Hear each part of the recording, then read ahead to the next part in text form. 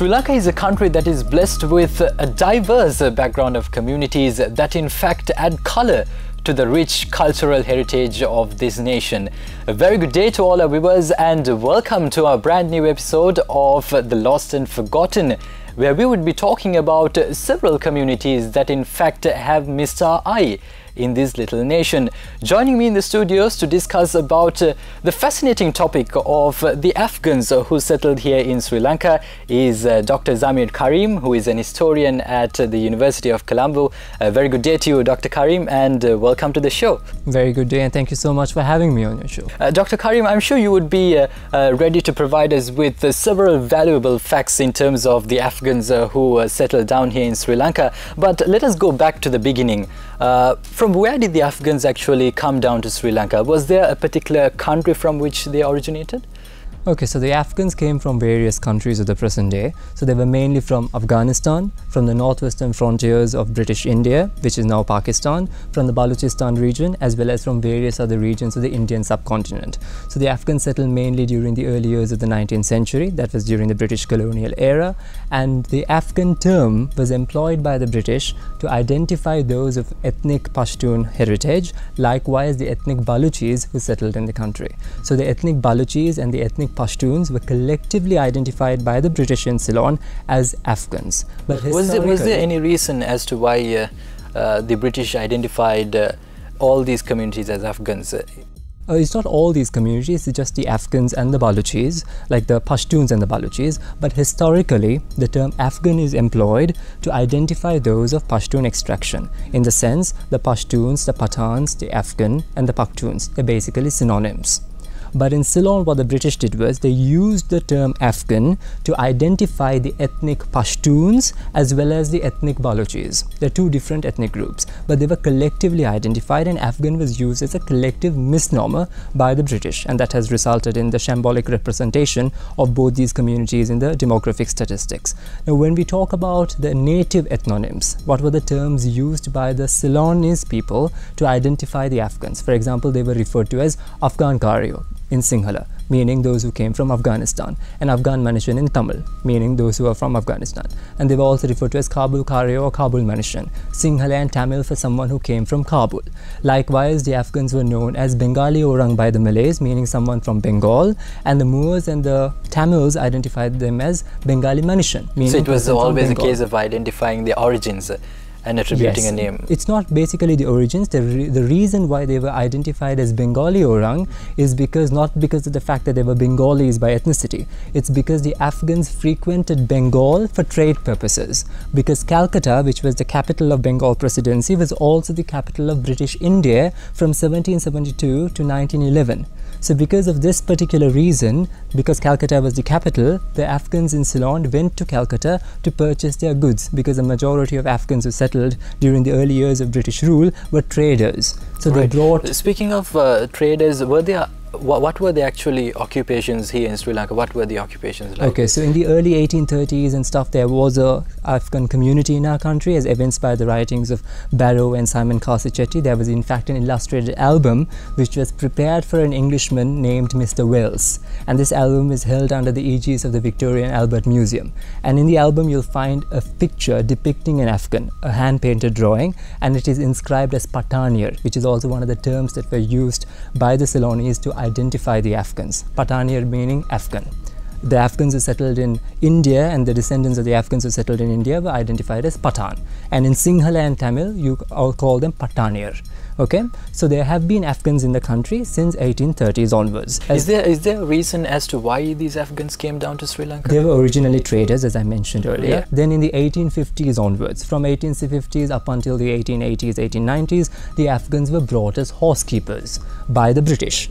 So the British imported Afghan horsekeepers with the horses from the northwestern frontiers, from Balochistan, which is encompassing the Balochistan province of Pakistan, the Balochistan and Sistan provinces of Iran, and Balochistan of Afghanistan. So was there any reason as to why the British chose the Afghans in particular in terms of horsekeepers? Because those are the regions where you do find horses, that is one reason, and the Afghans are known to be great horsekeepers and horsemen. So because of this particular reason, they brought the Afghans with their horses. So Afghans were stable hands, stable lads, farriers, shoesmiths in the country, and the Afghans were also brought as indentured laborers to build railroads in our country from various parts of the Indian subcontinent, from Uttar Pradesh, from present-day Bihar, from Bengal, because Bengal has since time immemorial maintained a very strong Afghan community, right, the Bengal region.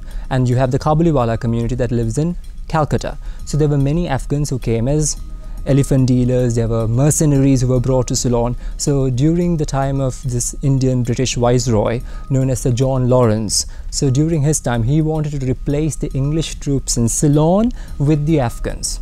Okay, so there were a few mercenaries who came from various parts, and they were Afghans by ethnic origin. Likewise, there were elephant dealers, as I mentioned, and then during... Yeah, speaking about elephant dealers, what was the main role played by the Afghans in terms of dealing with elephants? What sort of role did they play?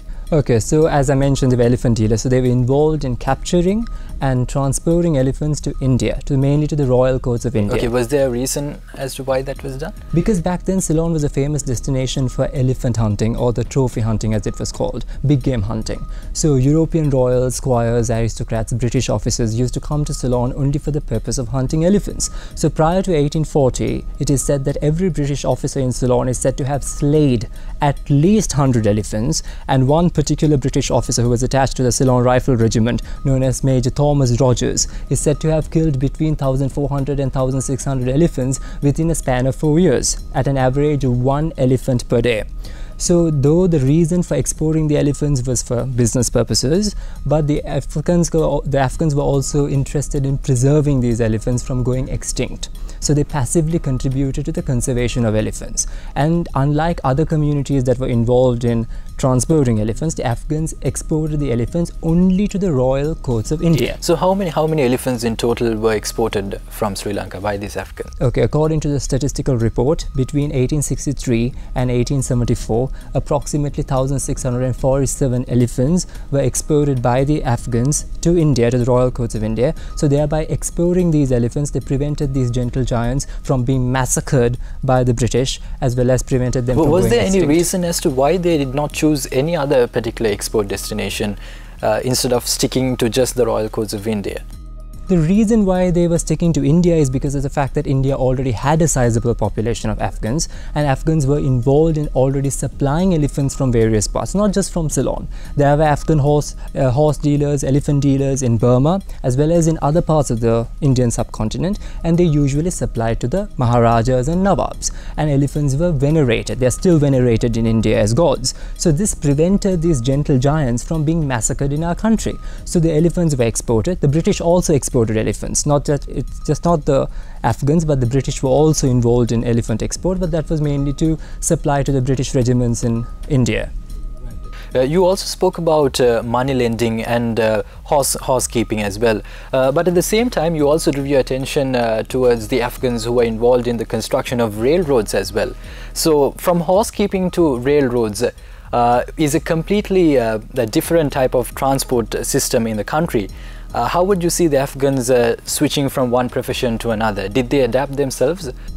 Okay, so there were two sets of people who were brought to the island. So there were horsekeepers who were brought with horses. Now this was during the 1850s onwards, and then commenced the railroad construction in our country. So they brought Indian laborers, as well as the Afghans were brought. Indentured laborers across India were brought to this country to build railroads. So the railroads that was built upon the blood, sweat, toil and tears of the Afghans eventually curtailed the main source of livelihood of the Afghan coachmen in our country. So the Afghans drove those horse carriages, hackeries, carrier wagons were driven by by the Afghans. So with the advent of railways, with the advent of rickshaws and pedal bicycles and numerous other modes of transport, this kind of led to the downfall of the Afghan coachmen. So they had to resort to other occupations. Like what, for example? Like they became peddlers, they became traders, they were involved in importing goods from India. So they were mainly involved in selling goods of Indian manufacture on the installment basis. And this commenced, and many of them were absorbed into the postal services. They became porters at the railway station. They were appointed as watch guards by the native squires and aristocrats and the mudaliyars. They were also butlers, they were footmen. In fact, at the time of Tsarevich, he was then an heir apparent, when Tsar Nicholas II of Russia visited Ceylon in 1891, his footman was an Afghan. So the Afghans were footmen to British officials as well as to their visiting dignitaries. So did we see Afghans leaving the country after they lost their jobs? Yes, because the advent of railways led to many Afghans resorting to other occupations, and a few Afghans left the island and moved to foreign lands. And for example, Gul Mohammed was one of these Afghans who initially lived in Ceylon for some years, and then he later moved to Australia, where he was a cameleer, and he was also involved in the construction of the mosque in Adelaide. Then there were also other Muslim Afghans such as Mohammed Saleh and Udin, who were originally in Ceylon. They later moved to Australia, and they were involved in the constructions of the mosques in Perth as well as in Sydney. So when you go to Australia, there is an Afghan community in Australia. Just like how the Afghans were brought as horsekeepers to Ceylon, the Afghans were brought as cameleers to Australia to look after the camels. There were a few camels that were brought to Ceylon during the 1840s, but the camels didn't survive in our country due to the environmental conditions and stuff. So the camels went extinct, but the camels thrived in Australia. So these were some of the reasons why the British imported the Afghans, and then some of them in the early years of the 20th century, that is 1901 onwards, many of them resorted to money lending and usury. Yes, what exactly prompted them to take up to money lending? Because it was a lucrative business, one of the reasons. But the thing is, the stories that we read about the Afghans, the accounts of the Afghans, the British colonial writers were keen on casting an unfavorable light on the Afghans of Sri Lanka, because the Afghans were known for their anti-imperialist sentiments, number one, and then the British, through their writings, perpetuated racial stereotyping, racial hierarchy, social hierarchy, stratification, racism, communalism in this country, and insularity was promoted by the British in the nation, because the British always wanted to conquer Afghanistan, right? So there was the first Anglo-Afghan war where the British were defeated by the Afghans. So the British were furious over the fact that despite their punitive attempts to conquer Afghanistan, they never managed to do it. So in fact, in 1878, when the Second Anglo-Afghan War broke out, there was a rumor in Ceylon that the Afghans of the country who were living in Ceylon were being drilled and sent back to Afghanistan to fight the British. So there was a rumor, there was a special report created by the police of our country to see whether the Afghans were leaving the country, and they were prevented from leaving Ceylon because of this very reason. And this but interestingly, it seems that although the British had some sort of animosity towards the Afghans, it was they who brought these Afghans down to the country as well, isn't it? The Afghans were originally brought by the British, but when they realized that the Afghans were becoming a threat in this country, because they were explicit about their anti-imperialist sentiments. So most of the stories about the Afghans have been sensationalized by the British, whether it be about, because when you read about the Afghans, the history that we have is all about the misdemeanors, the transgressions, the crimes committed by the Afghans, and the hardships which the people of Ceylon endured at the hands of the Afghans. But most of the stories have been exaggerated. They are fabricated accounts of the Afghans written solely by the British, because the British knew that the Afghans were against them. And for example, this is not the first time that the British have portrayed the communities that stood against them as despots or as evil. For example, even the last king of Burma, Thibaw, he never consumed alcohol, but he's shown in the pictures. When you see pictures of the last king of Burma, he's considered a drunkard, but he was not a drunkard. Likewise, our own national heroes who fought for the independence of our country, for example, Kapatipula Nilame, Molligoda, they are all considered despot, evil leaders, rebels. The bad books of the British, they were in the bad exactly. books. The moment you rise against the British, you will be oppressed and you will be cast as someone who needs to be exiled to the country. Thank you very much. In fact, Dr. Zameer, that was a very interesting discussion. We'll be back with more information, same time, same place. Have yourselves a great evening ahead. Take care and God bless.